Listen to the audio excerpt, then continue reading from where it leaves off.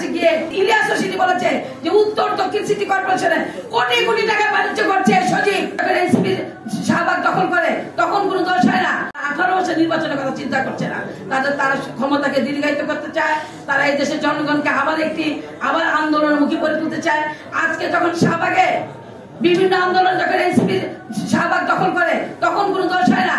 আর আমরা যখন ইশাকের মেয়র হয়েছে, তার গ্যাজেট করা হয়েছে, তার শপথের দাবিতে যখন আন্দোলন হয় তখন বলে যে বিএনপি মব করছে।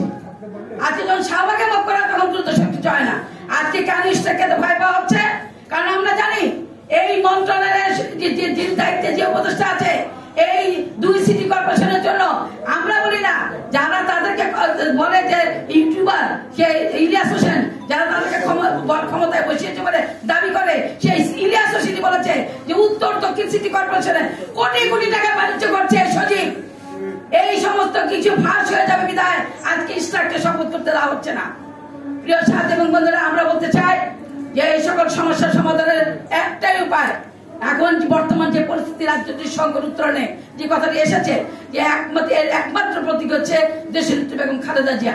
যদি সকলে মিলে দেশনেত্রী বেগম খালেদা জিয়ার কাছে গিয়ে এই সমস্যার সমাধানের জন্য একটি রাস্তা খুঁজে পেতে চায় এবং তিনি যদি একটি সঠিক পদ্ধতি বাতিয়ে দেন, তাহলে আমি মনে করি এই রাজনৈতিক সংকট উত্তরণে একটি সঠিক পন্থা এবং সময় হবে।